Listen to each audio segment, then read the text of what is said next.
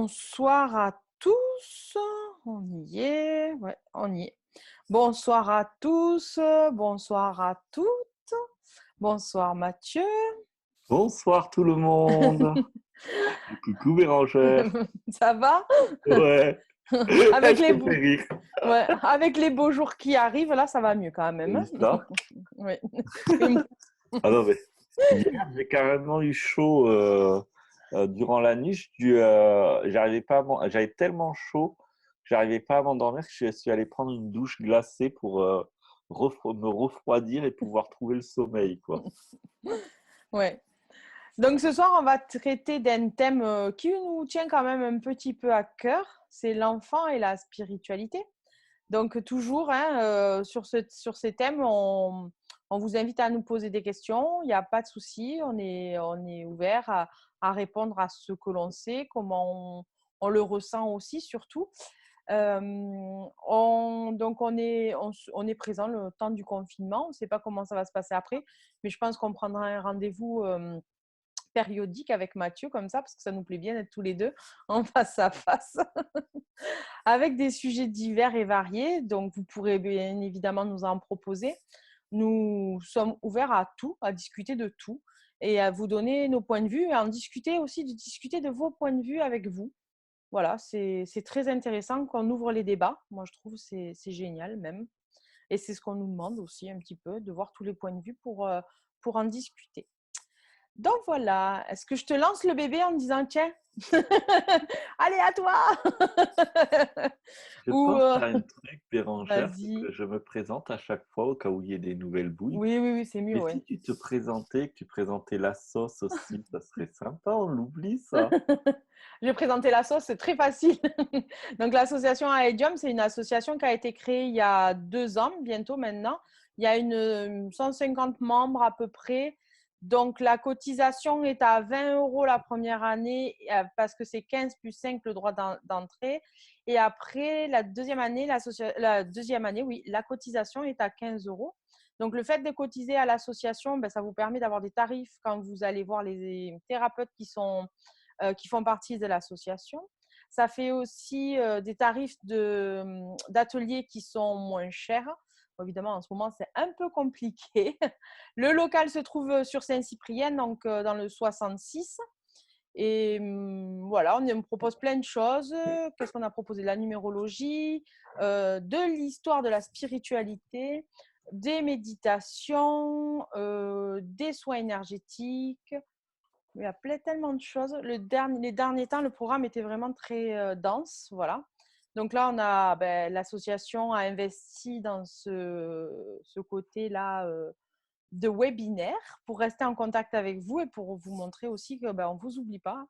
Et aussi continuer, parce qu'il y en a beaucoup qui m'ont dit qu'on continuait de ce fait à vous tracer un petit peu le chemin, à quelques réponses, à vous donner envie d'aller voir d'autres choses, d'aller voir d'autres façons de penser, vous ouvrir. Voilà. Donc voilà, ça c'est l'association Idiom. Et moi c'est pas, c'est un petit peu plus compliqué. Donc moi à la base je suis infirmière.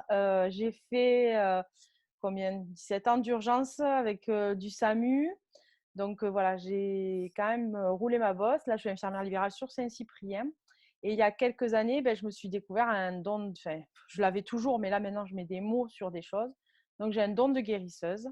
Et ce don de guérisseuse, je l'accompagne en plus d'une machine quantique pour faire des soins où il y a des choses un peu. Voilà, j'arrive pas à mettre des mots dessus, mais il y a des choses qui se passent qui sont très intéressantes. Bon, mon don de guérisseuse, je le fais, je suis très feignante, alors je le fais par le pendule. J'ai l'impression que c'est mon pendule qui travaille, alors que je sais très bien que c'est moi. Voilà. Et à ce jour, je me pose beaucoup moins de questions. Voilà, j'accepte, je grandis comme tout le monde actuellement. Ça te va, Mathieu? Génial. Voilà.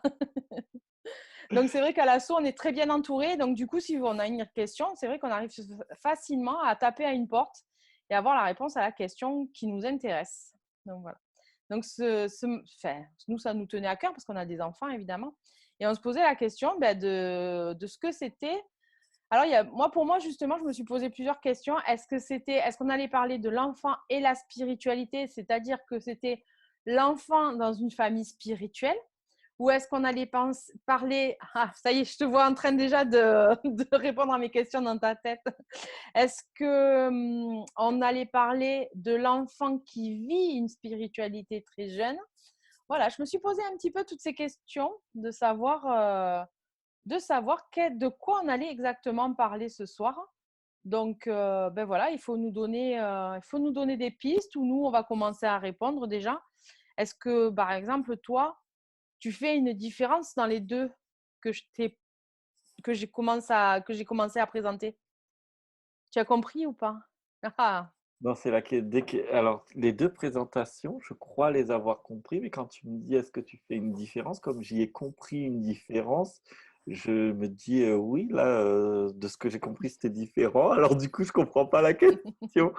Bonjour à tout le monde qui commence à arriver. Bonjour à tous ceux que je connais aussi et ceux que je ne connais pas. bah tiens, Euh, je te laisse te présenter toi aussi au et fait du oui, je coup. vais me présenter pour ceux qui ne me connaîtraient pas. Je suis Mathieu Christol, serrurier du cœur, enseignant spirituel. J'ai commencé la spiritualité enfant. Alors, pas enfant à 6 ans, mais enfant à 15 ans, si on est d'accord de dire que c'est encore enfant. Et j'ai commencé, mais de façon ultra passionnée à 15 ans. C'est-à-dire, c'est pas, oh, c'est quoi ça, c'est intéressant, c'est, j'y ai plongé, mais totalement, tout mon être dedans. Et ça a été un retournement dans ma vie. Et c'était une obsession. C'est-à-dire que j'ouvrais les yeux, je pensais qu'à ça, jusqu'au soir, la nuit, je développais toutes les stratégies possibles pour soit pouvoir avoir du temps de pratique ou de lecture ou d'expérimentation, parce qu'au tout début, j'ai plutôt voulu, eh ben, comme beaucoup quand on commence sur le parcours, sentir des trucs, voir des trucs. Donc j'étais plutôt dans l'expérimentation ésotérique. Et comme tout fonctionnait très bien pour moi, assez miraculeusement, je ne pouvais pas avoir de doute que ça n'existait pas, puisque à peine je faisais un truc, ça marchait. Donc comme ça marchait, le gosse de 15 ans, il était à fond. Donc on pourrait parler de ça aussi. Effectivement, l'enfant, pour rebondir sur ce que tu as dit, pour moi, c'est deux choses différentes, mais qui peuvent être tout à fait abordées ce soir, c'est-à-dire l'enfant qui naît spirituel et qu'on ne sait pas trop quoi faire, comment l'accompagner, qui que quoi donc où. L'enfant qui naît dans une famille spirituelle, ai-je le droit, que dois-je faire, toutes ces choses. Et puis simplement, la relation, la dimension spirituelle. Bon, de toute façon, c'est à travers vous qui vous intéressez à ça, hein, donc qui naît donc dans une famille qui s'intéresse à ça, parce qu'une famille qui ne s'intéresse pas à ça, c'est déjà pas vous, puisque vous n'êtes pas là, sinon. Et dans ces cas-là, c'est leur histoire, et on va pas, si j'ai bien appris un truc en tant que parent, on va pas dire à un autre parent comment il doit faire l'éducation de son gosse.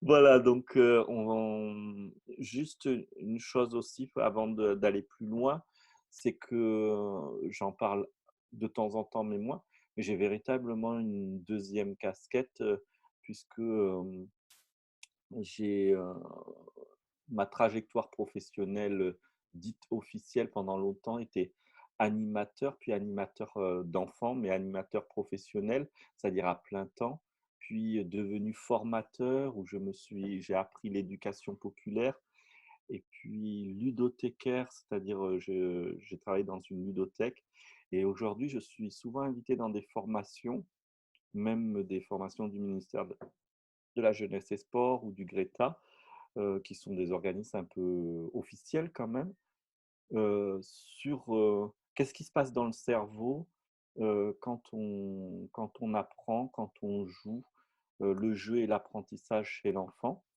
Et moi, comment je me suis passionné de ça, c'est que ça a fait lien avec mon entrée dans la spiritualité à 15 ans. Et c'est ce qui m'a rendu performant sans que je le sache et dans le domaine spirituel. Comme il était hors du domaine classique, il n'y avait pas une route d'apprentissage. Il n'y avait pas fait ci, fait ça. Donc, j'y allais tout azimut, et en plus j'étais gamin, donc tout azimut. Et donc, finalement, comme un joueur, comme si je jouais et j'ai assimilé une somme de connaissances immense, mais on va dire 4 premières années, tant et si bien que quand j'ai rejoint un enseignement spirituel, j'avais à 19-20 ans, j'attendais ma majorité. J'étais accompagné, je veux dire, comme j'avais pas d'argent, je cherchais des colocations quand j'allais au stage et des covoiturages. Et c'était souvent des pré-retraités ou retraités. Et au bout d'une heure qu'on se dit bonjour, t'es qui, pourquoi tu vas à ce stage spirituel, au bout d'une heure et demie qu'on s'échangeait, je me retrouvais à être la personne qui répond à toutes les questions parce que ben, je consacrais un temps incommensurable et une passion incommensurable à assimiler tout, quoi, en fait. J'y viendrai là-dessus. Mais j'avais surtout en tête la vision du parent envers l'enfant, parce que c'est surtout ça. Au fond, on est tellement complet, nous sommes tellement complets qu'en fait, mon propos serait plutôt comment accompagner un enfant dans ce monde tel qu'il est, en le bridant le moins possible, tout en le soutenant à s'armer pour la vie que nous vivons. J'utilise bien ces mots armés parce que c'est la grande peur des parents. Est-ce qu'il va pouvoir finalement vivre dans ce monde? Le monde, ce monde actuel, là. Oui. Ouais. Donc, du coup, on fait une. Qu'est-ce que tu définirais, toi, sur l'accompagnement de l'enfant? Comment tu. Enfin, je sais pas, comment tu verrais la chose, plus ou moins? Peut-être même ton expérience, du coup. Le plus simple, c'est de parler de ton expérience. Comment de tes enfants, parce que tu es père, comment tes enfants, en fait, tu les accompagnes sur ce chemin? Ça m'embrouille, ça me met trois trucs dans la tête. J'ai Ce trois, soir, on est décidé de. j'ai trois pôles d'expérience à partager. J'ai celui en tant que propre enfant, j'ai celui en tant que parent et j'ai celui en tant qu'accompagnant, c'est-à-dire combien de fois j'ai répondu ou accompagné ou accompagné, c'est peut-être un grand mot, conseiller des parents qui se disaient qu'est-ce que je fais avec j'aimerais l'apporter de la spiritualité à mon enfant. Il y avait ce type de parents. Ou à l'inverse, j'ai entendu dire que tu étais spirituel. Qu'est-ce que je fais? Mon gamin, il se lève en pleine nuit, il dit des trucs et ça a lieu le lendemain. C'est normal. J'ai eu ces deux cas ou même des choses encore plus spectaculaires, dont une famille complètement athéiste, c'était même pas athée, mais athéiste, qui prônait l'absence de quoi que ce soit d'autre que le concret, et qui se sont retrouvés avec un enfant qui, dès l'âge de 3 ans et demi, 4 ans, posait des questions uniquement sur Dieu, l'existence de Dieu, de la vie après la mort, et qui refusait l'idée qui disait oh, ben, ça n'existe pas, il disait c'est pas possible, et qui donnait déjà des arguments extrêmement complexes en fait sur ça, et qui avait des fois des phrases, puisque moi j'ai eu cet enfant en tant qu'animateur, j'ai été 5 ans, toute l'année animateur maternel, et donc un enfant qui pouvait, donc ça c'est une histoire, une anecdote vraie, mais qui avait construit un truc en Lego, et j'avais une stagiaire qui aimait noter les histoires des enfants et qui lui dit qu'est-ce que tu as fait? Il dit un vaisseau qui traverse les espaces. Et alors, elle dit non, un vaisseau qui va dans l'espace. Ah non, non, non, un vaisseau qui va dans l'espace, ça existe. Déjà, non, moi, quand je vais être grand, je viens pour construire des vaisseaux qui traversent les espaces parce que ça n'existe pas encore. Voilà la réponse du gamin de 3 ans et demi, 4 ans à la stagiaire, et les parents qui, après avoir découvert que je m'intéressais à certaines choses, ont dit non mais on a besoin de vous voir, on est en panique totale, notre enfant nous a des réflexions qui étaient complètement métaphysiques. Alors, qu'est-ce que j'ai répondu à ces parents? Ouais. Eh bien, qu'est-ce que j'ai répondu? Ce que je dirais et ce que j'ai développé après avec le temps, c'était plus intuitif, et je l'ai développé après avec le temps, C'est-à-dire que ce qui nous empêche d'être un adulte sain, c'est à 90% l'éducation. L'éducation telle que nous l'avons tous aujourd'hui, nous sommes tous issus d'une éducation de ce type-là, une éducation qui amène à l'hétéronomie. L'hétéronomie, c'est l'opposé de l'autonomie. L'autonomie, c'est la définition d'un être autonome, c'est quelqu'un dont la norme lui est personnelle, dont il n'a comme pouvoir, il n'obéit qu'à un pouvoir personnel, intérieur, on pourrait dire, ou personnel. L'hétéronomie, c'est quand on remet son pouvoir à l'autre. L'éducation nous amène à avoir confiance avant tout en le sachant. C'est-à-dire, si je suis malade, mon premier réflexe, c'est pas je sais peut-être ce que j'ai et j'ai peut-être quelques solutions. Mon premier réflexe, c'est je vais appeler un médecin. Peut-être qu'il va me dire, le médecin, ça ne sert à rien d'appeler, mais j'ai été rassuré. Pourquoi? Parce que mon pouvoir n'est pas en moi, mon pouvoir est chez l'autre. Le, ou, alors ça se passe pendant l'éducation avec l'enfant, c'est on fait son devoir, et son devoir, c'est pas forcément je fais comme j'ai envie. Je dois répondre à la consigne, et la consigne, elle est déjà sue par celui qui sait, la maître ou la maîtresse ou le maître. Bien sûr, c'est en train de se dissoudre ça, parce que même les enseignants remettent en question ces choses, mais c'est c'est un exercice à développer l'hétéronomie. Elle est naturelle chez l'enfant au stade fœtal. Il faut savoir quand un enfant sort du ventre de la mère, pendant les 3 premiers mois, il est encore un fœtus, euh, médicalement parlant en fait. Et pendant les 3 premières années, il a énormément d'hétéronomie, c'est-à-dire que pour faire caca, manger, etc., bah, si les parents, si la maman ne l'apporte pas au sein ou n'apporte pas le biberon ou ne change pas ses couches, il va pas, bon, 2 secondes, je vais changer ma couche, je reviens. Non, il est complètement dans l'hétéronomie, et puis le temps va aller en avant, et puis il va acquérir des compétences, et à chaque compétence acquise, il va en recevoir la responsabilité. Et, et cette responsabilité, il va progressivement de mieux en mieux l'assumer. Et ce processus, c'est du premier jour, du moment où on sort du ventre, jusqu'au dernier souffle de notre vie, qu'on meurt à 1 an, ou à 90 ans, ou à 100 ans, qu'importe. Les parents, nous sommes tellement habitués à l'idée de l'enfant incompétent que nous allons souvent, en fait, ne pas lui permettre d'assumer la responsabilité de la capacité acquise. C'est-à-dire que, ou alors, à l'inverse, parce que par hétéronomie, c'est-à-dire parce que les médecins ont dit, le livre a dit, la sage-femme a dit, c'est à tel âge, alors c'est pas si vrai, c'est souvent nous qui l'interprétons, à tel âge, il est censé savoir faire pipi caca, et si l'enfant n'est pas mûr pour ça, eh bien on va le forcer au point que bah, quand c'était l'âge d'être mûr, il va encore se faire caca dessus parce qu'il aura vécu un trauma qui pourra se dépasser. Ce n'est pas la catastrophe si ça vous est arrivé en tant que parent. Il n'y a rien de définitivement grave. C'est juste des exemples pour donner comment on ne permet pas à l'être d'être. Alors quand en plus, l'être, il naît différent. Alors, c'est sûr que s'il est né différent, sourd, muet, aveugle, ça peut se voir, et encore que sourd, muet, parfois, il y en a qui on le découvre qu'à 10 ans. En attendant, ils se prennent des torgnoles parce qu'ils ne veulent pas comprendre. Et c'est un exemple, c'est une vraie histoire qu'on m'a racontée, mais bon, j'espère qu'aujourd'hui, en tout cas, dans notre pays, ça pourrait être moindre qu'avant.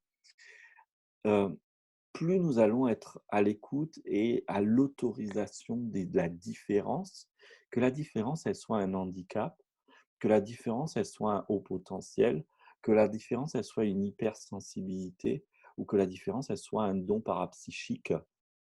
Un don parapsychique, j'entends la médiumnité, la capacité de guérir, la capacité de voir les morts. Combien d'enfants voient les morts? il y en a une multitude. Ce qui ne veut pas dire que tous les enfants le voient, mais un très gros pourcentage des enfants sont sensibles aux défunts qui n'ont pas encore quitté ce plan-là. Et dans des sociétés autres que le monde occidental, c'est OK, ça, c'est même parfois trop OK. Parce que même quand c'est pas ça, c'est ça aussi. Du coup, c'est ça. Mais euh, si nous sommes juste ouverts à l'idée que j'ai le droit, moi, en tant qu'individu, d'être spécifique, il me sera plus facile d'accompagner mon enfant avec l'idée qu'il soit spécifique, c'est-à-dire pas qu'il soit comme moi, mais qu'il soit véritablement comme lui ou comme elle. Et c'est vraiment l'invitation particulière, c'est de remettre en question le processus éducatif qui conduit à vouloir dresser l'enfant, en fait, ou on va dire éduquer, c'est-à-dire le conduire vers le lieu qu'il faudrait qu'il aille, parce que je sais mieux. Alors, bien sûr, l'enfant va pour traverser une route, il y a des voitures, je ne vais pas me dire oh non, j'ai lâché toute forme d'éducation et puis tant pis, il le sentira par lui-même. Ça serait dommage qu'il le sente une fois qu'il est écrabouillé. Mais en toute mesure gardée, de savoir remettre le processus éducatif en cause et savoir que euh, chaque enfant naît euh, en tant que don de la vie. Nous naissons tous êtres vivants avec le problème et la solution de notre vie. C'est-à-dire ce à quoi nous serons confrontés toute notre vie comme une dite problématique, en général, nous portons la solution. Je vais donner un exemple à la con, comme je dirais, mais parfois on voit des gens qui sont très psychologues, etc., pour les autres, mais qui ont l'air complètement à côté de la plaque pour eux-mêmes, mais parce qu'ils sont nés avec et la problématique et la solution. Et c'est bien pour ça qu'ils sont si bons psychologues. C'est parce que, en fait, au fond, ils sont leur premier patient, en fait. Mm. Et, et c'est pour ça qu'il n'y a pas de crainte à se dire, oula, il est taré, il ne sera pas faire. Non, il y a des chances qu'il soit très bon parce que justement, il est né avec l'hyper-compétence pour résoudre cette problématique dans cette vie. Et donc, nous naissons avec la solution et le problème. Euh, c'est très, très important. Et il y a, comment dire, je m'embrouille. Avec mon exemple, je suis passé, j'ai eu 2 ou 3 idées en même temps qui sont passées et du coup, je me suis avez-vous des questions? Et j'ai été clair jusqu'à maintenant parce que là, je viens de pouf. Oui, tu étais sur l'idée qu'en fait, il fallait que l'éducation laisse la place, mais qu'on sache lâcher prise sur le fait d'être toujours dans les règles, dans les clous, dans les briques, qu'il y a des choses qui se passent et que ben voilà, il faut apprendre à l'accepter parce qu'on est tous, ben voilà, comme tu disais, on est tous nés avec le problème et la solution. Voilà. Je vais Donc, vous donner un exemple qui me vient du coup. Ma première année, donc déjà, c'est une première. Elle était voulue, attendée, désirée. Ce que des trucs qui vont foutre une pression à l'enfant gratuitement, hein. Qui donnent aussi des bonnes choses, mais qui, quand je vois comment on est avec la seconde, c'est beaucoup plus cool, on va dire. Mais ma première, je l'ai eue en vision, en étant monté en très haute fréquence à l'âge de 18 ans. À l'âge de 18 ans, je me suis brutalement endormi lors d'une conférence spirituelle. Mon champ vibratoire a augmenté. J'ai eu l'impression que je portais un enfant et je me suis brutalement réveillé en mettant mes mains sur le ventre et en ayant des larmes qui coulent aux yeux, comme si j'avais perdu cet enfant alors que jamais. Mais là, j'étais enceinte dans cette vision. Et j'ai entendu, j'étais déjà dès l'âge de 15 ans, j'entendais le monde invisible, j'entendais des voix, j'entendais le monde invisible m'enseigner, me guider. Et bonsoir à tout le monde et bonsoir à ceux qui arrivent d'ailleurs. Et j'ai eu, tu auras dans ta vie au moins une fille, elle portera le nom de Gaïa pour telle et telle raison. j'ai eu ma fille à 35 ans, 18-35. Heu, j'ai cherché la porteuse de ma fille pendant longtemps jusqu'à que je dise: «Non, il va falloir que je rencontre plutôt une amoureuse plutôt que qu'un espèce de je sais pas, de porteur d'enfant ambulant, c'est pas très humain comme concept». Donc vous imaginez l'intensité que c'était pour moi et ma f l'année qui a été avant la conception de ma fille a été un enchaînement de choses symboliquement très fortes qui signifiaient l'arrivée de ce type d'enfant-là et quand elle est née, la plus grande difficulté qui a été pour moi, qui avait déjà une formation de pédagogue, c'est de ne pas avoir d'attente avec toutes les informations que j'avais dans ma tête. C'est hardcore. Donc j'ai super respiré, super fait, des méditations et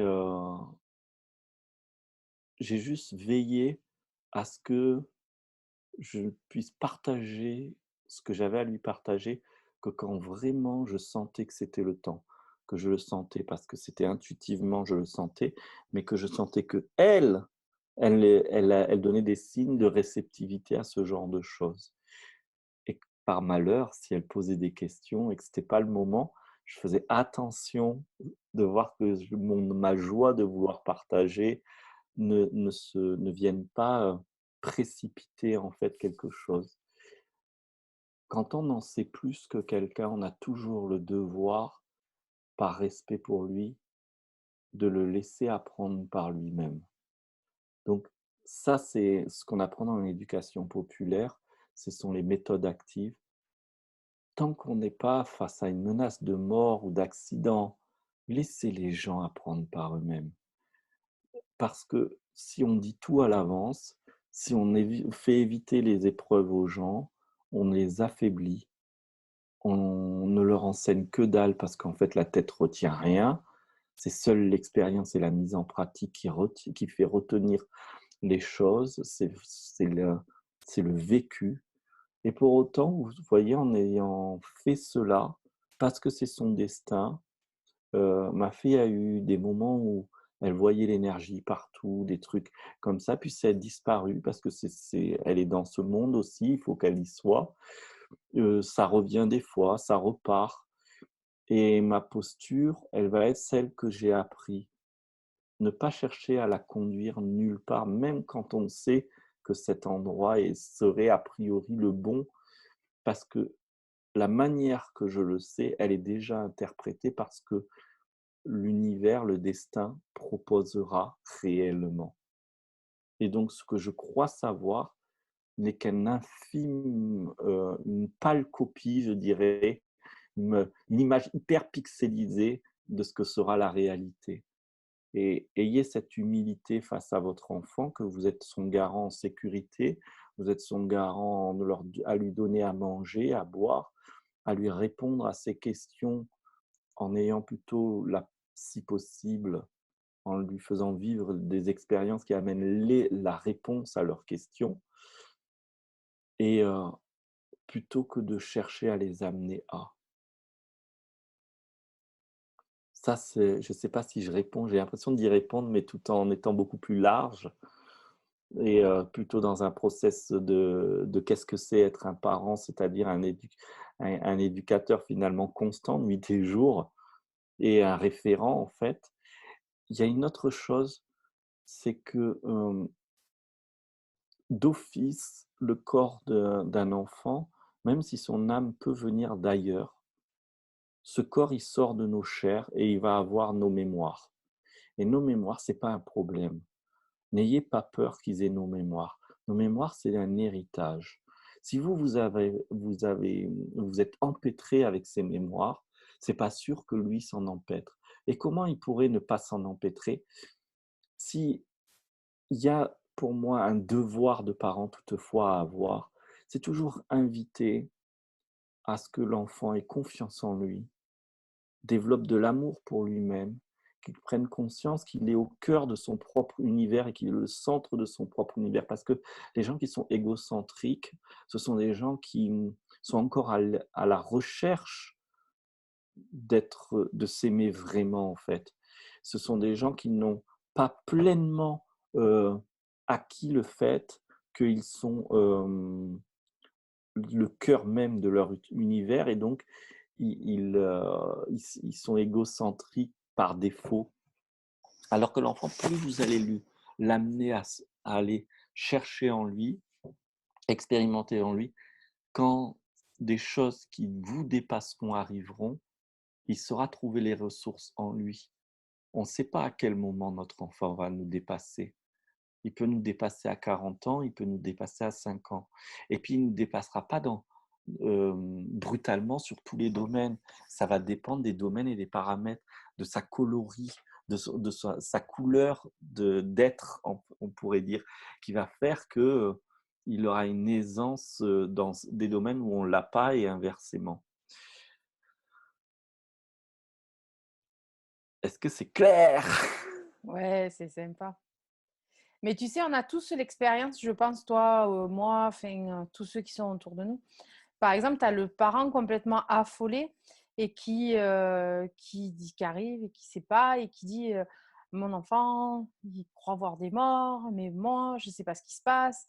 Donc, en fait, tu as l'enfant qui est complètement serein par rapport à la situation. On a les enfants qui ne sont pas du tout sereins parce que les choses ne se passent pas forcément super bien. On a eu des exemples, par exemple, avec Christophe qui disait que les défunts qu'il voyait quand il était jeune, ils n'étaient pas très gentils avec lui. On en a eu d'autres, des expériences comme ça. Donc, c'est vrai que le parent, ça peut l'amener à avoir beaucoup de questionnements aussi par rapport à ça. Enfin, je ne sais pas si tu comprends réellement ce que je te Oui, dis. on est Voilà. face à un problème d'inculture, Ça, c'est d'ignorance ça. Voilà. totale. C'est-à-dire que, par exemple, euh, si vous écoutez cette vidéo, c'est que vous vous intéressez à ces choses. Si vous avez un enfant qui voit les défunts, par exemple, et qu'ils ne sont pas jolis, etc., et que vous n'êtes pas à l'aise avec cette notion, vous n'êtes pas contre, vous y croyez, mais vous ne les voyez pas, et vous n'êtes pas à l'aise, essayez de vous tourner vers quelqu'un qui est compétent et d'aller à sa rencontre, pas forcément tout le temps, mais aller à sa rencontre. Entourez-vous de gens qui ont la compétence. De même que si mon enfant il me demande de faire du cheval, moi j'ai la trouille des chevaux. Je l'amène à un club d'équitation ou à quelqu'un qui a un cheval, qui aime le cheval, qui va lui partager son amour, qui vont partager ensemble leur amour du cheval. Il en va de même pour voir les défunts. Moi, par exemple, la mort, les défunts, je suis à moitié malgache, j'ai grandi en Côte d'Ivoire, mais ce n'est pas un problème. Donc, ma fille, très très tôt, on discute de la mort, des défunts, de tout ça sans une once de peine ou d'horreur. Ou un jour, il y avait un truc tout écrabouillé, on est resté le regarder. Et qu'est-ce que c'est? C'est des tripes, des machins. Parce que moi, je n'ai pas d'émotionnel conflictuel face à ça. Donc, du coup, mes filles, je ne leur ai pas transmis cela. Et mon épouse, qui en avait un peu, a dit allez voir votre père, il le sait. Il va vous répondre là-dessus. Sur d'autres domaines, je dis allez voir votre mère, elle est plus compétente que moi. Mais là-dessus, on est, par exemple, je me souviens, la grande, la petite, ça s'est pas passé. Elle disait mais la mort, c'est quoi, papa? Alors il y a 30. J'ai dit il y a plein de versions. Je vais te raconter toutes les versions qu'il y a quand on meurt et je vais te dire après celle que papa il a choisi de croire. Mais tu n'es pas obligé de croire la même que papa en plus. Et il se trouve que le hasard a fait que le lendemain, quand on allait au marché, il y avait un cortège funéraire. Elle m'a dit, est-ce qu'on peut le suivre? J'ai dit oui. Je ne lui ai pas dit, oh là là, non, oh, c'est triste, elle est trop tôt, c'est trop jeune, c'est trop. Mais parce que moi, je suis à l'aise avec ça. Donc, il faut faire avec qui on est. Et, et on est, en tant que parent, on n'a pas la surpuissance. Je vois, je ne sais pas si elle est toujours là, et je vois Marie-Agnès Jambard qui est là, et je fais un coup de pub pour elle. C'est une maman qui a 5 enfants en instruction en famille depuis des années, qui a une approche. Alors, je suis allé quelques jours avec ma fille chez elle, chez eux, le papa, la maman, les 5 enfants, c'est plus qu'une famille, c'est une tribu. dans lequel on voit ô combien tout le monde a sa place, ô combien les jeux de pouvoir ne sont pas hiérarchisés comme ça, mais qui se sont remis en jeu selon les contextes. Et c'est vraiment, elle propose d'ailleurs des super vidéos parce que bah, son expérience est tellement riche que c'est, on a fait des vidéos ensemble. Donc, c'est parce qu'elle est là et que c'est pas que je fais un coup de, un petit clin d'œil pour elle, mais parce que on est dans cette optique véritablement, moi, ce que j'appelle sortir du système hiérarchique imposé par l'éducation, c'est aussi se reconnaître devant l'enfant. Ben là, moi, je suis incompétent. Là, tu me dis un truc, ça te fait flipper, mais moi aussi. Mais c'est pas juste que ça te fasse flipper, ça te dit qu'on aille ensemble voir quelqu'un qui, lui, il saura sûrement mieux que nous, il va peut-être nous rassurer par rapport à ça, tous les deux, et pas il va te rassurer, toi, parce que bon, moi, c'est pas, moi, je suis pas besoin. C'est non, on y va ensemble. Et l'enfant, ça va pas l'inquiéter, au contraire. Au contraire, vous allez être aligné avec la vérité. Parce que l'enfant, intuitivement, il le sent qu'on a peur. Donc, si on dit non, mais c'est rien, ou c'est pas le moment, ou des trucs pour esquiver parce qu'on a peur, là, vous allez cultiver la peur chez l'enfant, provoquer des phobies, parce qu'il va voir qu'on a peur, en plus qu'on esquive, donc il va se sentir seul face à une problématique qui est plus grande que lui sur le moment.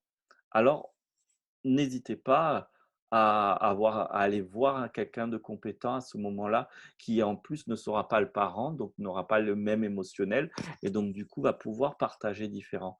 Bon, par exemple, je vais donner un truc complètement farfelu.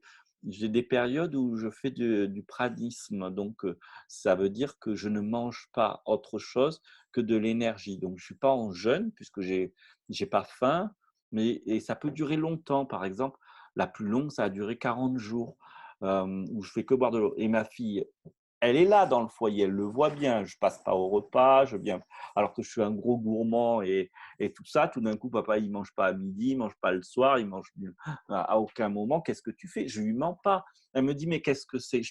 Je sentais que j'étais incapable de lui expliquer. Eh bien, j'ai contacté une pranique et on a fait un Skype et ma fille, elle avait 6 ans à ce moment-là, elle a posé toutes ces questions. Et à la fin, j'ai dit alors, ah ben maintenant j'ai tout compris, je sais, ah ben c'est bien, tu fais ce que tu veux. Moi par contre, j'aime manger, donc j'en ai pas envie. Mais je t'ai jamais demandé de le faire, il n'y a pas de souci. Et voilà en fait, et c'est décloisonner en fait. Il y a Patrick qui dit à la limite laisser l'enfant à la limite, laisser l'enfant de faire ses propres expériences par lui-même. Alors, j'ai pas compris s'il dit à la limite laisser l'enfant le faire. Dans ces cas-là, on rejoint mes propos. Ou est-ce qu'il y a une question derrière? Quelle est la limite? La limite, elle est, si c'est pas cette question, je saisis cette question. La limite, il y a la limite si de danger réel, on va dire, si un tant soit peu il y en a, parce qu'à 80%, le danger réel, c'est plutôt nous, nos propres limites en tant que parents. Moi, par exemple, quand je me suis lancé dans l'idée, le process du unschooling, c'est-à-dire de la non-éducation, eh bien, je me suis rendu compte que j'avais des limites que j'arrivais à dépasser, des limites que c'était impossible à dépasser pour moi. Et je les assumais. Dans ces cas-là, je disais stop.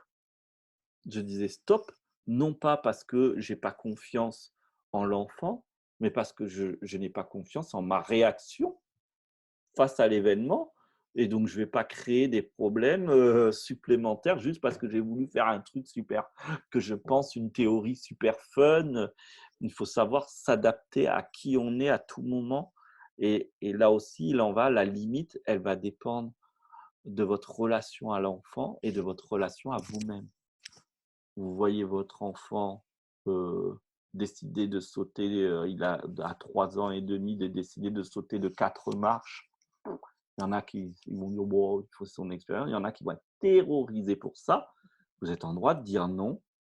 Moi, tu fais ça, ça me fait peur. Papa, je sais le faire, ou maman, je sais le faire, j'ai pas peur. Oui, mais moi, oui. Et je suis désolé, je te fais confiance, mais là, c'est moi qui n'y arrive pas.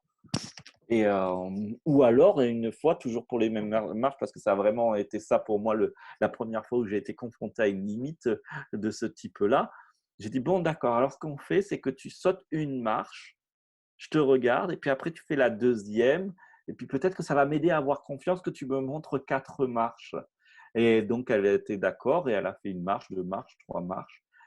La quatrième, j'étais flippé, mais j'ai dit, papa a peur, hein, mais il te laisse faire. Hein. Et puis, mais parce qu'elle m'avait donné de l'assurance. Les 3 premières étaient super bien réussies et la quatrième aussi. Elle m'a dit, je fais la cinquième. Non, j'ai fait non, ça va. Aujourd'hui, ça suffit. Et d'autres auraient dit, OK. Et d'autres n'auraient pas permis. Et il n'y a pas de standard, en fait. Alors, je ne sais pas, ça, vous vous dites, mais attends, c'est quoi le lien avec la spiritualité? Mais moi, la spiritualité, c'est un domaine d'activité qui nous permet de nous libérer de la souffrance et d'acquérir le bonheur sans objet. Le bonheur sans objet, c'est-à-dire qui ne dépend pas du monde extérieur, qui ne dépend pas des phénomènes, qui ne dépend pas des événements. Et ce dont je suis en train de vous dire, c'est l'occasion de permettre à votre enfant d'être un être le plus autonome possible, le plus libre possible, le plus puissant possible pour être un être autonome. Et s'il est un être autonome, il va conquérir son propre bonheur et se libérer de la souffrance, d'autant plus s'il a accès au type de connaissances ou de disciplines qui sont liées, comme la méditation, la prière, l'énergétique et tout ça, et va l'amener à renforcer tout cela.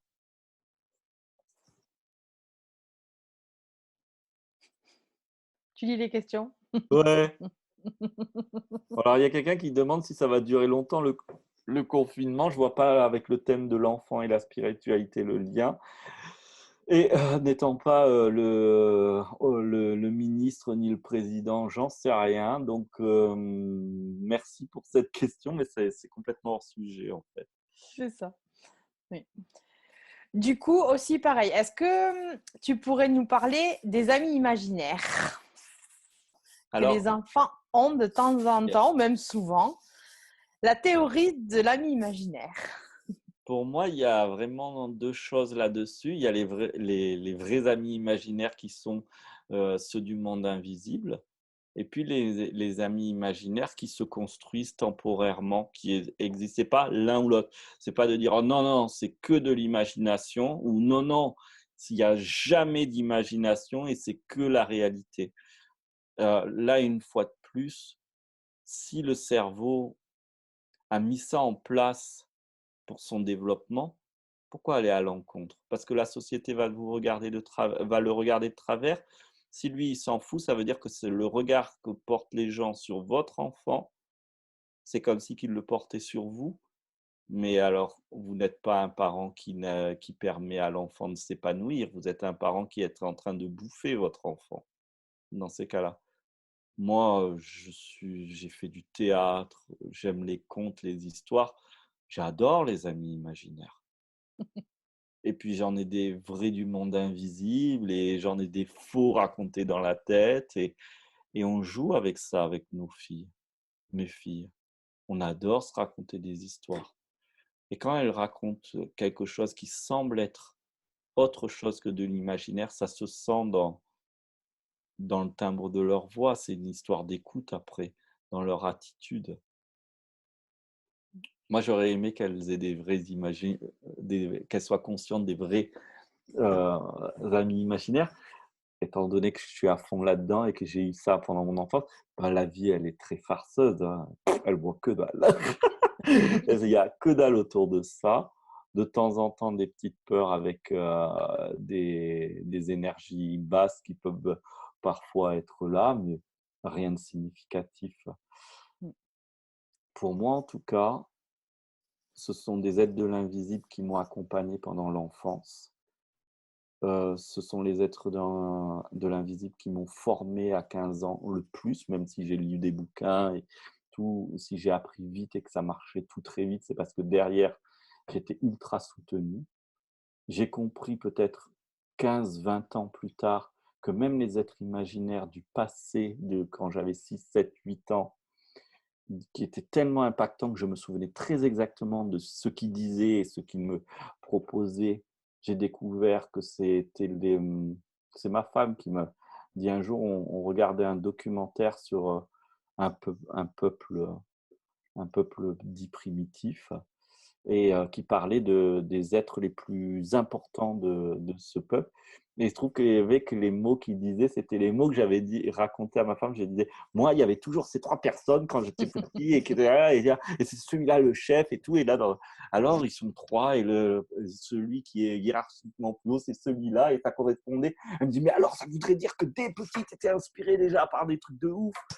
Bon, mais dès petit, moi, mes scénarios de jeu, c'était sauver la planète, retrouver les connaissances des mondes engloutis. Il y avait le dessin animé, on pourrait dire. Mm. Mais bon, je vivais en Afrique et on voyait qu'un dessin animé par jour. C'était pas forcément comme en France, un accès libre à la télé. Je vivais en Côte d'Ivoire, il y avait une chaîne et à cette chaîne-là, il y avait un dessin animé par semaine. Et donc, l'influence dessin animé était moins forte.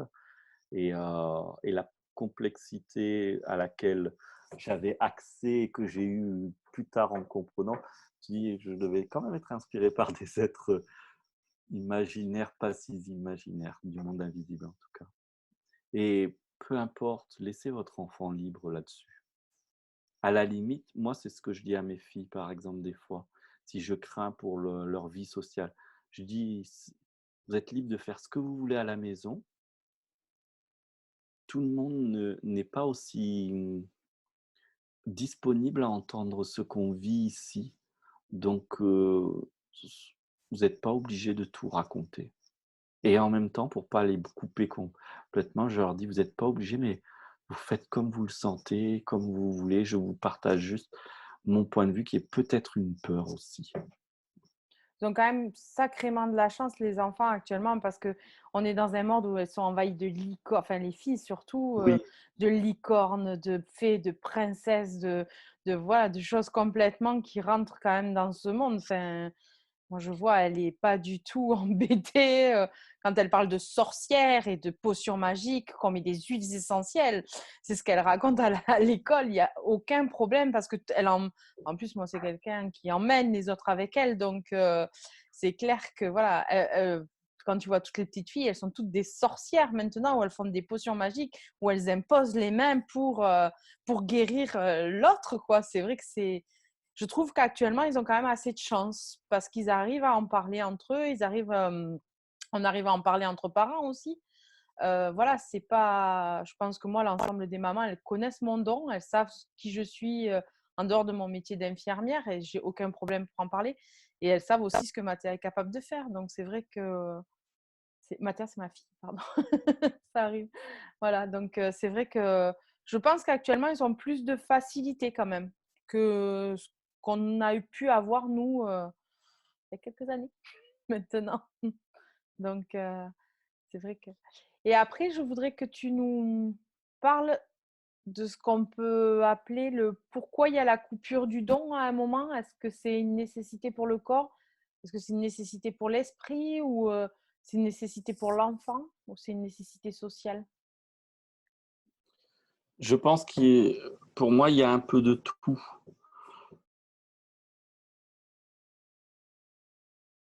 J'espère. Si vous entendez toujours Mathieu, moi je l'entends plus. Ah, J'entends plus Mathieu. Allô, allô?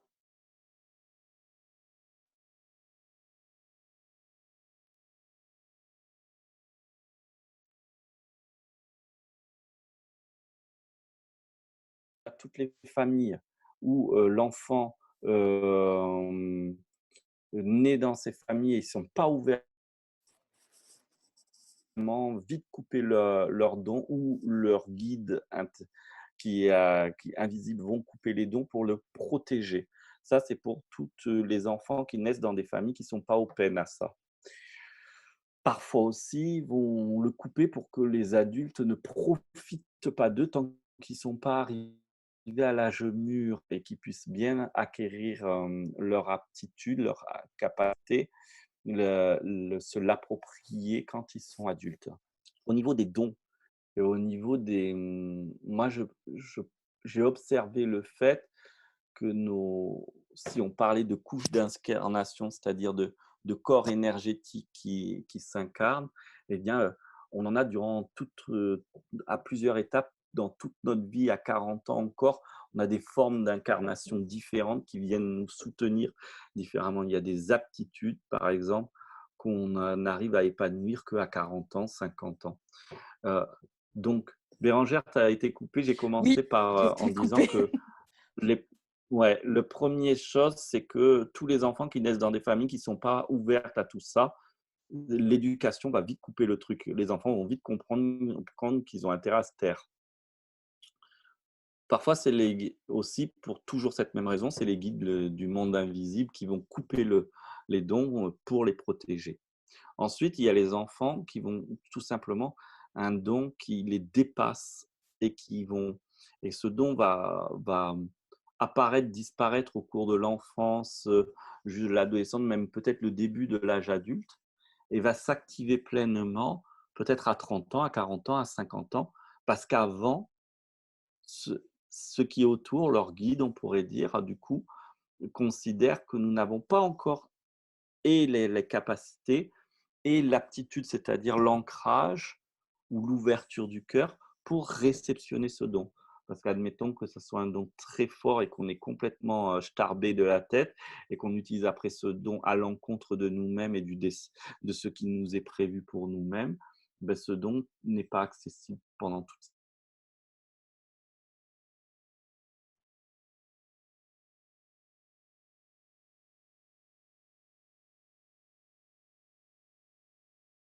Ce soir, c'est la soirée, je coupe. Je sais pas si c'est moi encore ou si c'est Mathieu.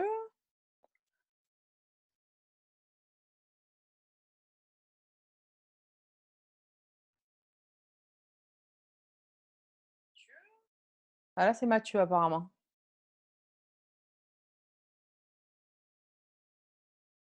Ça veut pas des fois.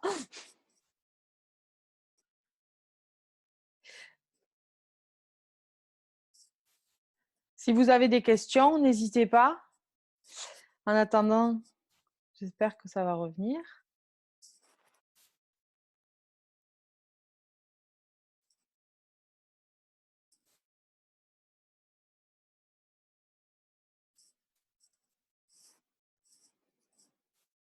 Est-ce que vous entendez toujours Mathieu?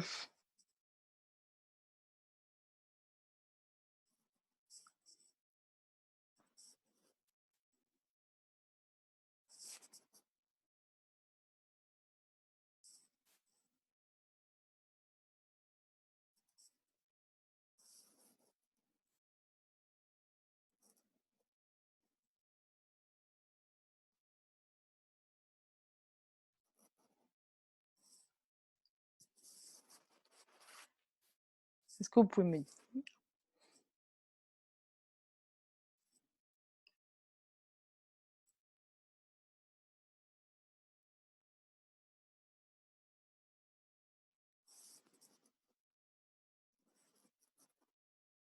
Ah, là, vous n'avez plus que moi.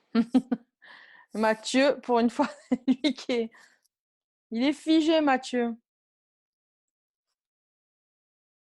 Je suis désolée pour ces problèmes techniques, du coup.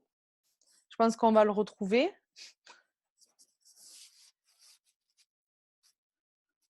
Oui, vous l'entendez plus. Alors, par contre, alors moi, je vais te répondre, Mélanie. Tu me dis, j'ai très peur des gens morts. Je trouve ça dommage. En fait, c'est par rapport à ton paradigme à toi.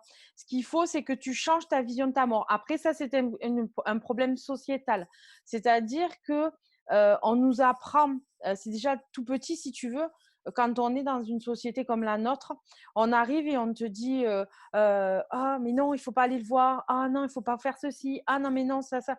Et donc, du coup, c'est vrai que quand tu grandis déjà avec ce qu'on t'a inculqué étant petit, ce que disait Mathieu tout à l'heure, eh ben, si tu changes et que tu vois la mort complètement différemment, par exemple au Mexique, quand tu es au Mexique, en fait, ben, eux, ils voient la mort complètement différemment. Déjà, ils ont des hôtels pour leurs ancêtres. Ils vont faire des pique-niques sur les tombes, des choses comme ça. En fait, quand tu meurs, pour eux, c'est pas la fin. C'est quelque chose, c'est une continuité. Donc, du coup, c'est pour ça qu'ils ont beaucoup moins peur de la mort que nous. Nous, on est déjà quand même prêts. Alors, attendez, je suis en train de récupérer Mathieu en même temps. Nous, on est déjà prédestinés à avoir peur de la mort. Alors que ce n'est pas du tout nécessaire d'avoir peur de la mort, puisque enfin voilà, c'est pas, il faut vraiment pas avoir peur de la mort. Alors moi, je suis infirmière. C'est vrai que c'est plus facile pour moi d'en parler de la mort. C'est quelque chose, voilà, qui est présent dans mon quotidien. Du coup, ma fille, elle peut vous parler de la mort comme si, pas c'était un jeu, ça c'est sûr, c'est pas un jeu, mais elle a pas peur. C'est-à-dire que comme la fille de Mathieu, elle est quand même capable ben voilà, de suivre un cercueil et d'aller dans un endroit où, enfin voilà, un enterrement, ça ne lui fera pas peur parce qu'on parle souvent de la mort, parce que moi j'y suis confrontée, donc quand je rentre, ben, elle est confrontée à mes dires quand je suis infirmière. Donc voilà, il faut changer sa vision sur la mort et ne plus en avoir peur. C'est une continuité des choses, la mort. C'est pas une fin en soi réellement. C'est la fin du corps physique, mais c'est pas la fin. Ah, Mathieu, je t'ai 3 fois. Ah, ça y est, je t'ai 2 fois, Mathieu. C'est bon. On a retrouvé Mathieu. Wouh. C'est bon? Oui, en fait, il y a ma box, tout a sauté, ça tournait, ça tournait, ça tournait. On a appelé l'opérateur et il y a des gros travaux en ce moment pour la fibre et du Et coup, ouais, ils ça mettent fait. la fibre partout dans le département. Voilà. Alors après, on a Cyrielle. Mon fils cadet voyait les morts et en avait très peur. On a essayé de l'accompagner et de le faire accompagner aussi, mais il avait tellement peur qu'il ne dormait plus la nuit. Du coup, on lui a proposé de leur dire de partir pour l'instant sur conseil de quelqu'un qui s'y connaît. Qu'en penses-tu? Et oui, on n'entend mais pas Mathieu. On m'entend Voilà. pas là? Ah, si, maintenant c'est bon. Ah, Il y a 1 minute le commentaire. euh, je réponds ou tu réponds du coup? Moi, je peux répondre. Moi, je pense que c'est la bonne solution. Voilà, il y a des moments où voilà, c'est le moment et puis il y a des moments où c'est pas le moment. Moi, pour vous expliquer, mon don, je l'ai toujours eu. Je pense il m'a toujours accompagné, mais j'en ai jamais mis 2 mots. Voilà, quand j'étais petite, j'ai ramassé tous les animaux du monde. Je pense que j'ai tout fait et j'ai imposé les mains tout le temps, tout le temps, tout le temps, tout le temps, tout le temps. Mais pour moi, c'était naturel de faire ça. Il n'y avait aucun souci, ça le faisait. Après, je suis devenue infirmière. Et quand j'étais infirmière au SAMU, je peux vous assurer que c'est très facile parce que je savais ce qui allait se passer. Je savais, voilà, il y a quelqu'un qui arrivait sur ses pieds et j'arrivais et puis je disais, lui, il faut le mettre en salle chaude. Donc, c'est ça, donc c'est les patients qui sont les plus critiques. Et le médecin arrivait et disait, mais non, il est sur ses pieds, les constantes, elles sont bonnes. Je disais, non, dans 5 minutes, il fait son arrêt cardiaque. Et puis, 5 minutes après, ça ne loupait pas, il y avait l'arrêt cardiaque qui arrivait. Donc, souvent, on me disait, bon, ben, t'es une sorcière, t'es folle, mais comment tu sais, machin, truc bidule. Après, ça arrangeait bien aussi, hein, des fois, quand je voyais les choses bien à l'avance. Donc, voilà, du coup, ben, quand c'est le moment, c'est le moment. À 40 ans, moi, j'ai pu me poser un mot sur mon don, j'ai pu être accompagnée pleinement, j'ai pu faire les choses quand c'était le moment. Je faisais les choses, voilà. Quand c'est le moment, c'est le moment. Quand c'est pas le moment, eh ben, c'est très bien, il faut laisser le temps et les choses faire tranquillement. Non? C'est exactement ça, hein. Après, les animaux, on me pose la question, les animaux, tu les soignais? Les animaux, je les soigne toujours. Il n'y a aucun souci. De toute façon, c'est nos premiers cobayes. Les plantes, les animaux sur les guérisseurs, c'est nos premiers cobayes.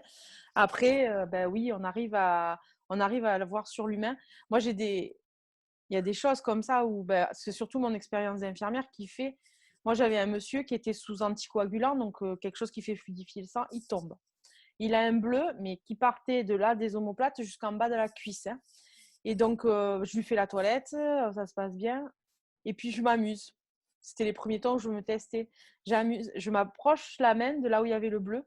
Et en fait, le monsieur fait oh comme ça, mais vraiment comme ça en reculant et enfin en avançant son corps et en disant oh je sens que tu es en train de me le faire partir. Et en 5 jours, il n'y avait plus de bleu. Donc, les médecins étaient épatés. Enfin, c'était incroyable. Donc, on commence toujours par les animaux. Je pense qu'on se fait toujours la main parce qu'eux, ils n'ont pas de barrière. Les animaux, ils n'ont aucune barrière mentale qui fait que ils se posent la question de est-ce que ça va marcher, est-ce que ça va pas marcher.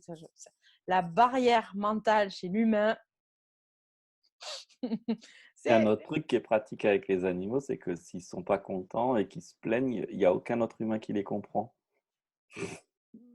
Je plaisante, Ouais. c'était une blague. Mais je suis d'accord avec toi en fait, hein. Je voulais faire une blague, mais je suis tout à fait d'accord avec toi. De toute façon, l'animal, s'il n'a pas envie, ou si c'est pas le bon endroit, ou si c'est pas la bonne façon, vous n'y arriverez pas.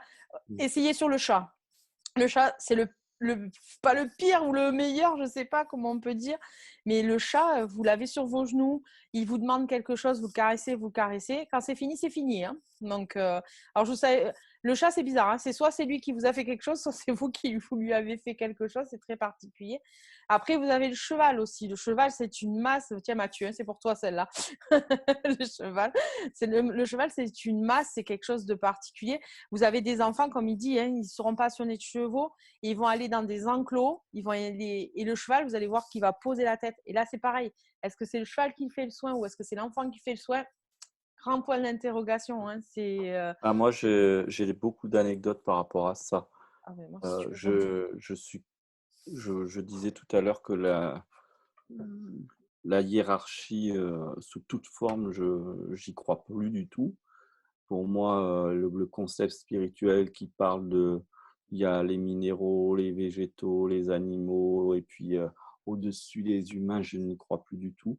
J'ai tellement été, eu des occasions d'être aidé concrètement par des animaux, de recevoir, puisque pendant longtemps dans ma vie, je recevais des communications, que ça soit du monde invisible, mais des animaux, des plantes, et tout ça tout à fait intéressant et intelligente. Et donc, pour moi, il n'y a pas de, il y a tous les êtres vivants, il y a une conscience cosmique universelle dont nous sommes tous issus, et il n'y a pas de hiérarchie, quoi.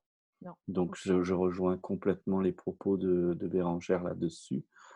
Euh, je, on peut être aidé autant qu'on peut aider. Je dirais même que pendant longtemps, moi, j'étais un peu aigri des humains. Donc, du coup, je, mais je considérais que les animaux avaient plus de compétences que les humains. Euh, Effectivement, les animaux n'ayant pas toute cette éducation assez récente dans l'histoire de l'humanité, hein, l'éducation dite cartésienne. En plus, le pire, c'est que Descartes croyait en des choses, il n'était pas du tout cartésien en fait, mais les gens disent cartésien par rapport à Descartes, mais ça, c'est un truc hyper récent et qui est né il n'y a pas très longtemps dans l'histoire de l'humanité et qui est en train de s'effondrer déjà parce que c'est tellement une idiotie en fait. Sur les 5 continents qu'on est, tous les autres continents ne croient pas en ça, hein, en l'idée qu'on est coupé, qu'il n'y a pas de lien, tout le monde chamanique, tout s'appuie des animaux, des plantes. Quand j'avais 15 ans, moi, je disais que j'apprenais du monde invisible, mais en fait, très exactement, j'étais pas en mesure de savoir qu'est-ce que c'était qui m'apprenait à l'époque. Mais ce que je savais, c'est que pendant la première année, ça ne fonctionnait que quand j'étais dans la garrigue. Et il y avait à un endroit, la garrigue, dans le sud de la France, c'est la nature. C'est une nature spécifique, faite avec des oliviers, du thym, des petites plantes plutôt qui piquent plutôt qui sont douces, Des rocailles aussi. qui est de la rocaille, du soleil bien sec, de la terre bien sèche quand c'est l'été. Et puis, en fait, quand j'étais très souvent puni quand j'étais plus jeune, parce que j'arrivais pas à avoir la moyenne. Et quand à 15 ans, je me suis passionné de spiritualité, ma moyenne a encore baissé, déjà qu'elle n'était pas de niveau. Donc, j'étais encore plus puni. Mais j'avais le droit d'aller me promener en nature. Donc, je passais des heures en nature. Et il y avait un endroit où j'avais repéré un chêne qui, pour moi, m'avait appelé. Et quand je m'asseyais contre ce chêne, au tout début, il n'y avait que là que je pouvais poser mes questions les plus complexes, les plus tourmentées, parce que j'avais des réponses, une fluidité dans les réponses, et quelque chose qui m'apaisait, et c'était clairement, sans aucun doute, l'arbre qui me répondait et qui m'apaisait. Et d'ailleurs, quand je n'avais pas encore appris à soigner énergétiquement, faire des soins énergétiques pour la santé et que j'étais jeune animateur stagiaire avec un groupe d'enfants venus à peu près tous, soit de foyers, soit de familles d'accueil. Donc, pauvre petit animateur de 17 ans qui a grandi dans une famille classique, qui se retrouve avec 12 gamins, un qui tente de se suicider en cours de séjour. Bon, bref, des gamins super, super, hein, ils étaient vraiment super, mais ça a été hardcore pour moi. Et à un moment donné, puisqu'à peu près aucun gamin ne voyait d'autorité en moi, donc aucun ne m'écoutait, un gamin se fait très mal en forêt. Et j'avais déjà eu l'habitude, moi, la nature, puisque j'étais le trois quarts du temps puni dans ma vie, de 14 à 18, je connaissais bien la nature. Je savais repérer les arbres mères, ce que j'appelais moi les arbres mères. Il se trouve qu'aujourd'hui, il y a des bouquins, Le secret de l'arbre, et c'est prouvé scientifiquement ce que moi je vivais avec mon intuition, ma sensibilité. Je voyais que c'était un arbre qui était donc un arbre qui était responsable des autres arbres. Comme on dirait en Afrique, c'était un sage. Et donc, j'ai pris le gamin, je l'ai posé contre l'arbre, j'ai posé les mains sur l'arbre et j'ai dit, voilà, j'ai 11 autres petits dômes à gérer, je n'y arrive pas et celui-là, il faut le soigner parce que sinon je ne pourrais pas rentrer. S'il te plaît, je vois qu'il casse tout dans la forêt. Je vois que ça ne vous plaît pas. Pardonne-lui et soigne-le. 3 minutes après, il était sur pattes. Donc, voilà, là, on rentre dans un domaine que moi, j'exprime très peu. Les gens qui me suivent, d'habitude, je ne parle pas trop de tout ça. Mais on est pour revenir à l'enfant, moi, je vois les enfants qui disent « Ah, la fleur, elle me parle et tout ». Laissez-les faire, s'il vous plaît. Laissez-les faire. Alors moi, j'ai une petite anecdote aussi. Donc, ma fille, c'était l'année dernière. Je me fais interpeller par la maîtresse à la sortie de l'école. Madame, il faut qu'on vous parle. Oui, pas de souci. Voilà. Alors, il y a eu un petit incident dans la cour. Ah bon, un petit incident? Oui. Eh ben, il y a un petit de ses camarades de votre fille qui est tombé. Il s'est mis à saigner au niveau du genou. Et en fait, à la place de venir nous chercher, ben, votre fille, elle a imposé les mains et ça a arrêté le saignement. Ah! Et pour vous, c'est un incident, madame la maîtresse. Ah, parce que moi, je vois ça, ben, ça vous a économisé quand même un pansement. Vous avez quand même mis de l'eau derrière, mais ça vous a économisé un pansement. Ah, oui, j'avais pas vu les choses comme ça, madame. Excusez-moi de vous avoir interpellé. Merci, madame la maîtresse. Bonne journée, madame la maîtresse. Voilà, moi, c'est des petites choses comme ça Mmh. voilà, qui, euh, qui font partie du quotidien. Voilà. Non, apparemment, ils nous ont retrouvés. Hein. Ah, ça va. Ouais, ouais, ouais. On est revenus pour qu'ils nous écoutent. J'avais mis des petites notes pour ce soir et il y a un sujet qu'on n'a pas abordé et que peut-être vous vous questionnez si vous êtes parent.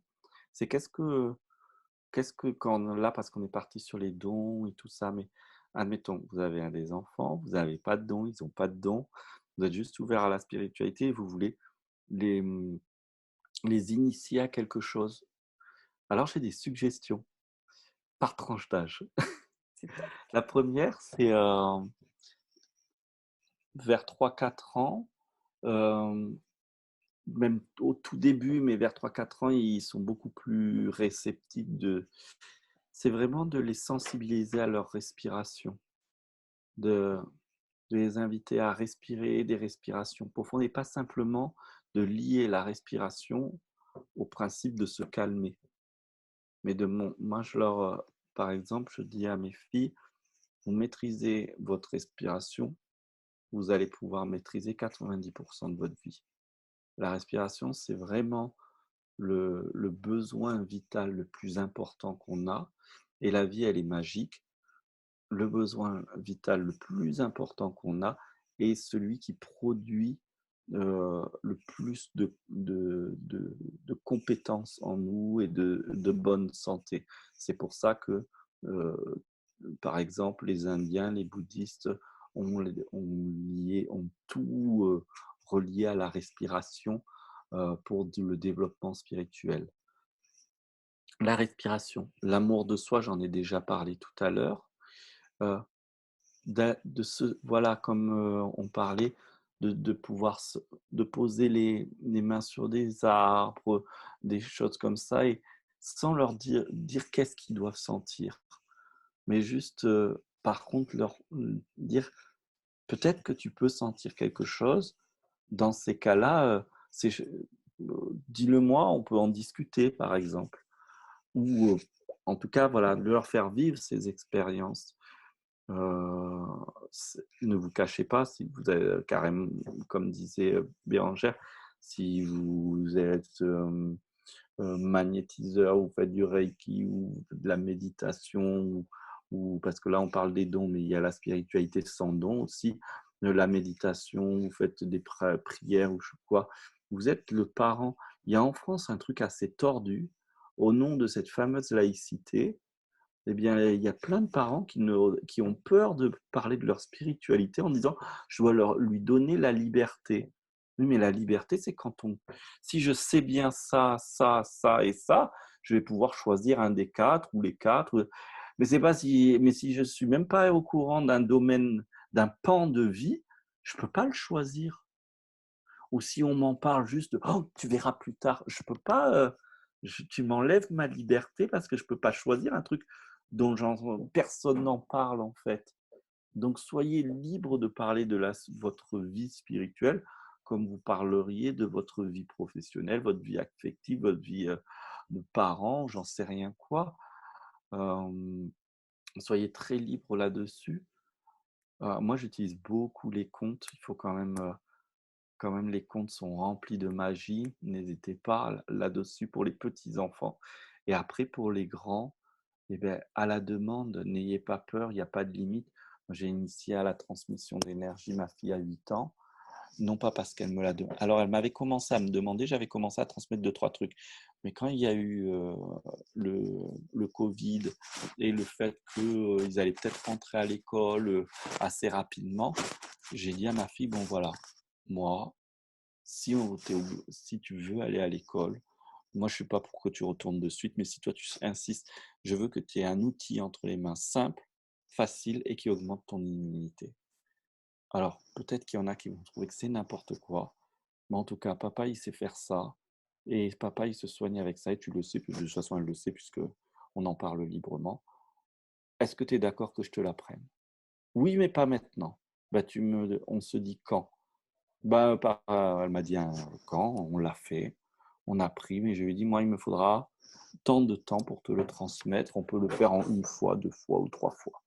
On l'a fait en 2 fois et, euh, et ça m'a pris une demi-heure, 3/4 d'heure. Bon, parce que moi, c'est mon hyper compétence, mais j'ai 2 hyper compétences, la spiritualité et la pédagogie. Donc, il se trouve que c'est assez pas pour les enfants, ça m'aide, on va dire, pour ce domaine. Et donc, du coup, j'ai transmis pendant une demi-heure la première fois, méthode active, c'est-à-dire je lui ai donné l'exercice, on essaye l'exercice, et puis le lendemain, il y a eu un moment où on était dans le jardin, je lui ai dit, ça te dit d'essayer, et surtout, je ne lui ai pas dit, il faut, je lui ai dit, ça te dit d'essayer, on va jouer à se transmettre de l'énergie, et alors, alors vas-y, elle me dit, rappelle-le-moi, alors je te rappelle, et alors, tu sens quoi? Et puis je lui dis, tiens, bah, tu peux le faire sur papa. Oh ouais, c'est vrai. Alors tu as senti quoi en le faisant sur papa? Oh, c'était pas pareil. Et, tu veux essayer comment maintenant? Est-ce qu'on peut comme ça, on va attendre encore un peu. Je sais pas, mais sauf si tu te le sens. Bon, mais par contre, ça, oui, allez, allez ça.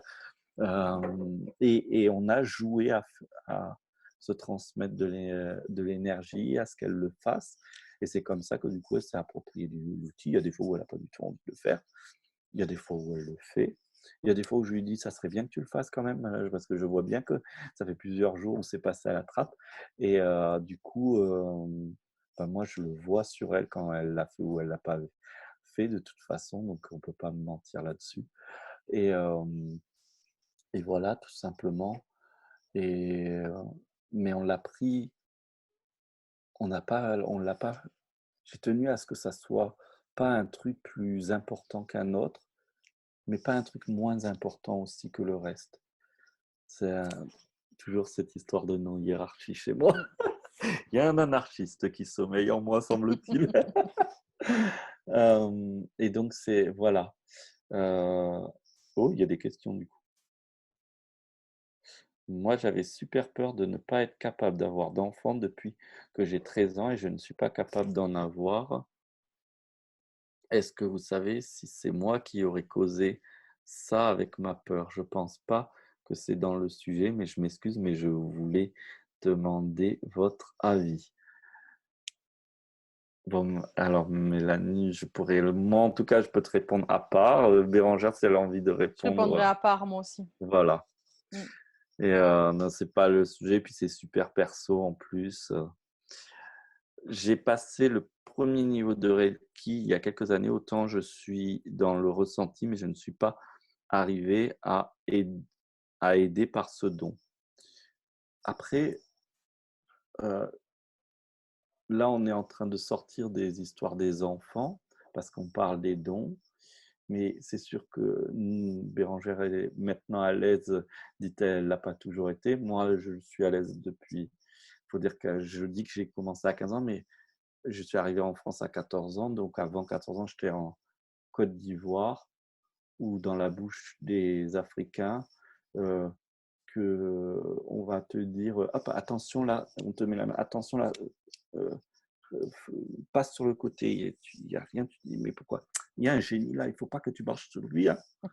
Donc, c'était déjà un peu, même si ce n'était pas mon délire avant ça, c'était le délire de mon environnement, de dire il y avait des arbres qu'on ne pouvait pas toucher, il y avait des lieux où il fallait contourner alors qu'il n'y avait rien à voir, où il y avait des maisons entièrement enfouies de feuilles. Et qu'est-ce qui s'est passé? Ah, c'était la maison, elle était hantée. Donc, ils ont agi pour, et les plantes sont là pour agir pour. Donc, c'est pas ce qui était la majorité de ma vie, loin de là, mais c'était pas non plus, il n'y avait pas d'opposition, de frein. Excusez-moi. Et alors, du coup, vos questions, par contre, moi, j'ai envie de vous dire, et Après, c'est il ce faut que que. je dis toujours, Ouais, vas-y. pardon, Vas-y. c'est que le développement spirituel a comme pour but le bonheur. Les dons, c'est C'est pas forcément le bonheur. c'est des outils sur un chemin. Et moi, souvent, on me disait, je le dis moins avant, je le dis moins maintenant parce que j'en parle pas, mais avant, quand je canalisais beaucoup, on me disait, t'as de la chance, tu canalises. Je dis, non, c'est parce que je suis plus crétin que les autres, donc du coup, j'ai besoin de cours privés, quoi. Et pourquoi pas, ça serait pas pris comme ça. Donc, il faut déhiérarchiser les choses et avoir des dons, c'est pas ça qui vous rend plus spirituel ou moins spirituel. Pour moi, ça n'a rien à voir avec le développement spirituel qui est l'ouverture du cœur, le développement du bonheur, le développement de la compassion, de la bienveillance. Combien de gens qui ont des dons super puissants, qui sont des très bons guérisseurs, mais des personnes infâmes et qui n'ont pour moi une spiritualité zéro, dans le sens, c'est comme eux ils disent et pas autrement, alors ça veut rien dire, rien dire, rien dire. Donc, Cyrielle, ramène-le au sujet des enfants, merci. Et les ados, qu'est-ce que tu proposes? Eh bien, l'ado, à 12-13 ans, il faut savoir qu'il y a 200 ans, c'était déjà des adultes. L'ado, il ne veut plus rien entendre des parents, en règle générale. Donc, soyez, vous, exemplaires dans ce que vous voulez être et faire, c'est-à-dire, soyez congruent. Congruent, j'adore ce mot, je l'ai découvert il n'y a pas longtemps. Le congruent, c'est quand on est aligné entre nos valeurs et le fait qu'on n'est pas aligné à notre valeur. C'est-à-dire qu'on n'est pas des êtres parfaits. Mais quand on est OK avec le fait, oui, moi je vais dans cette direction, mais oui, je reconnais que j'y suis pas du tout arrivé et que c'est clair dans ma posture, l'ado est dans une nécessité. J'ai fait une intervention sur le qu'est-ce qui se passe dans le cerveau de l'ado il y a jeudi dernier, sur une formation à Toulouse par visio du coup, puisqu'il y a le confinement. Et dans le cerveau, c'est la période où l'adolescent est dans un sentiment de justice sociale. Donc, il va vouloir que son parent, il s'en fout de ce que va lui donner son parent, il va être inconsciemment en train d'analyser votre congruence. Si vous êtes congruent, votre ado, il sera bien d'accord de ce que vous proposez. Si vous n'êtes pas congruent, il va vous en remettre plein la face, on pourrait dire. Et peut-être qu'il va aussi ne pas accepter, c'est notre destin, et c'est ce que je disais au tout début, mais c'est amplifié à l'ado, qui n'adhère pas du tout à ce qu'on fait. Ça ne veut pas dire qu'à 30 ans, à 40 ans, il n'adhérera toujours pas. C'est pour ça, soyez qui vous êtes le plus possible. Ne cachez pas la personne que vous êtes le plus possible. Et si l'adolescent a faim de ça, il prendra. S'il n'a pas faim de ça, il ne prendra pas. Et s'il prend, et que c'est très important pour vous, ça ne veut pas dire qu'il le prendra avec la même importance que vous aussi. Voilà. Ça, voilà pour les ados. Après, l'ado, il est un adulte pour moi, hein. C'est-à-dire que s'il veut apprendre, bon, prenons le Reiki, même si moi, je n'ai jamais fait ça, mais s'il veut faire le niveau 1, 2, 3, 4 du Reiki et que vous êtes d'accord et que lui, ça lui fait du bien dans sa vie, de toute façon, il est capable d'être d'accord, pas d'accord, de dire pour, contre et de s'auto-évaluer là-dessus. Donc, il n'y a pas de souci. Il est même capable de cracher dessus si nécessaire. Donc, il n'y a pas de souci là-dessus. Relis tes petites notes. Non, je regarde les. En fait, du coup, j'ai mis les commentaires. J'ai les commentaires là. Bah, de toute façon, après, ça risque de se couper. Donc, déjà qu'on a eu plein de coupures. Ouais. Tu nous feras une petite conclusion? Bah déjà, je suis désolé entre les coupures et tout. Ouais. Malgré que j'ai pris des petites notes, j'ai eu l'impression d'être très brouillon cette fois-ci. Toutefois, merci pour vos interventions. N'hésitez pas à poser des questions après coup. Et est-ce que je peux faire un petit coup de pub, Oui, Bérangère, vas-y, volontiers. de ce que je propose dimanche? Bah oui. Alors, elle m'aurait dit non en direct, ça aurait été pas mal. J'y pense après, j'aurais dû te le Je dire suis avant. capable, hein, je suis capable. Mais non, non, Ouais, mais ça non, va, c'est vas-y, vrai vas-y. qu'on est. Alors, je propose une formation dimanche prochain. C'est une petite formation en 2 webinaires, donc par Internet, pour apprendre un outil de soins énergétiques pour soi et ses proches. Je le fais par rapport à la pandémie et tout ça, mais ce n'est pas pour ouvrir un cabinet de soins, absolument pas. C'est la même technique que j'ai transmise à ma fille, c'est la même technique que j'utilise moi au quotidien. Et je l'ai déjà partagé à 86 personnes, donc certaines sont dans le chat et commencent à mettre des cœurs. Et j'ai eu des retours fabuleux. J'avais un petit doute parce que je ne l'avais jamais transmis publiquement, mais j'ai eu un gros appel à le faire. Donc du coup, j'ai écouté cet appel intérieur, mais j'ai eu énormément de retours positifs. Et donc du coup, je me suis dit pourquoi ne pas le proposer à un nombre plus élargi. C'est une technique de soin très simple qui se fait en 30 secondes pour faire chaque jour pour entretenir. Moi, je dis que c'est pour cultiver la bonne santé. Ça ne, ça ne va pas enlever tout le reste. Au contraire, c'est un plus, on va dire. Et pour les gens qui font déjà des techniques énergétiques, c'est pareil, c'est un plus parce que là, ça ne sera pas pour soigner les autres, c'est pour soi. C'est uniquement pour soi et ça a l'intérêt d'avoir une petite technique très rapide pour se cultiver sa bonne santé et se soulager les bobos du quotidien. Je l'ai appelée énergie infinie. Elle se fait par l'intention et les détails. C'est durant la formation. Vous pouvez retrouver tous les détails, soit sur mon profil, mon mur ou mon groupe. Et voilà. C'est cool. Yes. De quelle heure à quelle heure? Ça sera premier rendez-vous, c'est ce dimanche à 20h30. Ouais. Et deuxième rendez-vous, le dimanche d'après à 20h30. Entre les deux, je vous aurai invité à pratiquer ce que vous allez apprendre le premier dimanche. Et le deuxième dimanche, nous ferons un retour sur une semaine de pratique avec un approfondissement pour que tout soit bien OK et clair pour vous. Comme ça, si vous avez tout pratiqué de travers pendant une semaine, je pourrais dire: «Non, c'était pas comme ça!» Parce que j'ai eu un retour avec le premier groupe d'une personne qui avait pas tout à fait qui avait improvisé, d'autres choses par-dessus et qui s'est plaint de maux de tête du coup et c'est tellement simple ce que je propose que ça paraît presque absurde de simplicité et donc on aurait tendance à rajouter des petits détails en se disant: «Ça va marcher mieux», mais c'est tellement puissant que le marcher mieux, provoque carrément peut provoquer des migraines, voire des nausées. Il n'y a pas eu lieu ça n'a pas eu lieu, mais ça aurait pu conduire à des nausées aussi. Voilà.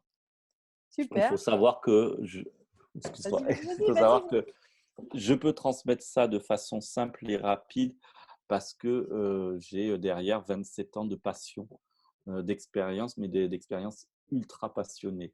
C'est-à-dire que j'ai toujours mis ça en numéro un dans ma vie, en fait, la spiritualité et l'énergétique. Et voilà! Ben, merci Mathieu. Merci à tout le monde d'avoir été là. Merci d'avoir participé. La vidéo elle sera sur YouTube à partir de demain, normalement, s'il n'y a pas de problème de téléchargement en ce moment, comme en ce moment. Bonne soirée à tout le monde. Si vous avez des questions, vous pouvez contacter Mathieu sur sa page, sur son site internet. On le trouve facilement, Mathieu Christol. Voilà. Si vous avez des questions sur l'assaut, il n'y a pas de souci aussi, on peut y répondre via Messenger, via le mail, plein de choses.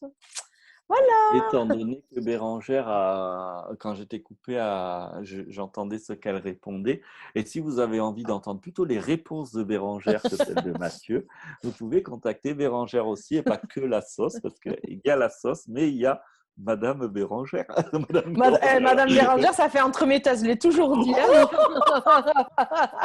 Tu sais que je te l'ai déjà dit, mais comme Bérangère, c'est le nom de ma sœur, pour moi, ça n'a aucun autre sens que le nom de ma sœur dans Mais ma tu te souviens qu'une fois, tu m'avais envoyé, là, vous allez tout savoir, hein. Une fois, avant même qu'on commence à discuter, tu m'avais envoyé un message en me disant « T'es où ?»